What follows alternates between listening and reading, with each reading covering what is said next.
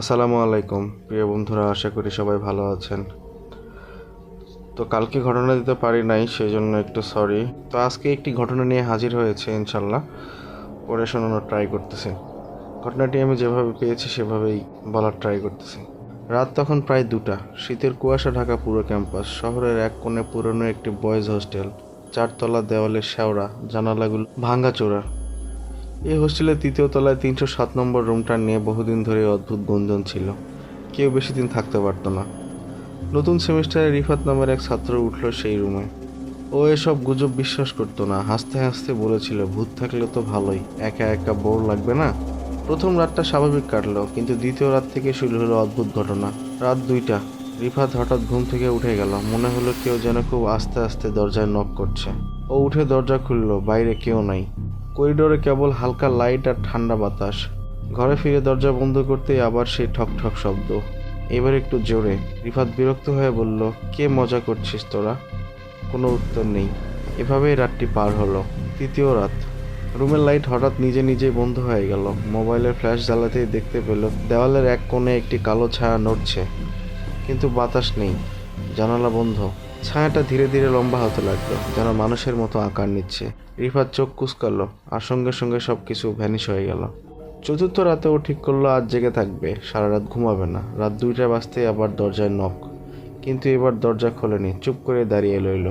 হঠাৎ দরজার নিচে কারোর পায়ের ছাপ দেখা গেল, কিন্তু অদ্ভুত ব্যাপার, পায়ের আঙুলগুলো উল্টো দিকে। রিফাতের বুক কেঁপে উঠল। ধীরে ধীরে সেই ছায়া দরজার নিচ থেকে ভেতরে ঢুকে পড়ল, যেন কুয়াশা হয়ে মেঝের উপর দিয়ে ভাসছে।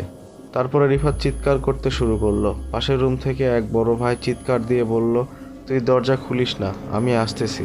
তারপরে ও দেখলো ওর পাশের রুমের সিনিয়র তাড়াহুড়া করে দরজা ধাক্কাচ্ছিল। রিফাত দরজা খুলতেই সিনিয়র ফিসফিস করে বলল, এই রুমে আগেও একটা ছেলে ছিল, সে রাতে ঠিক দরজায় 2টার দিকে দাঁড়ায় থাকতো। তারপর একদিন বলে একটু চুপ করলো। তারপর রিফাত জিজ্ঞেস করলো, তারপরে কি হয়েছিল একদিন?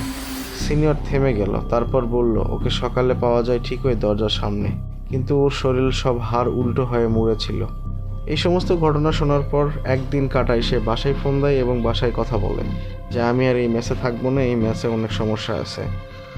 তো তার প্যারেন্টসরা বাড়ি থেকে বলে যে তুই জিনিসপত্র গোছা, কালকের মধ্যেই মেস ছেড়ে দিবি। সেদিন রাত্রে জিনিসপত্রগুলো গোছাতে লাগলো, কিন্তু ঘড়িতে 2টা বাজতেই রুমের দরজা নিজে নিজেই খুলে গেল।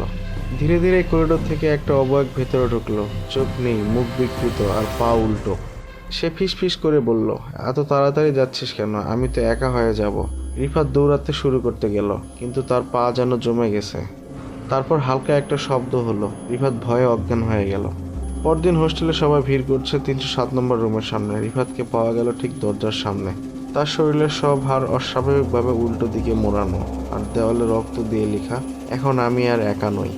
তো সবাই অনেক ভয় পায় এবং হোস্টেলের মালিকের সঙ্গে কথা বলে এবং সেই ম্যাচটি সবাই ত্যাগ করে।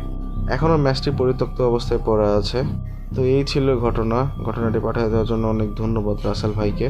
তো আজকের মতো এখানেই শেষ করলাম। আসসালামু আলাইকুম, আল্লাহ হাফেজ।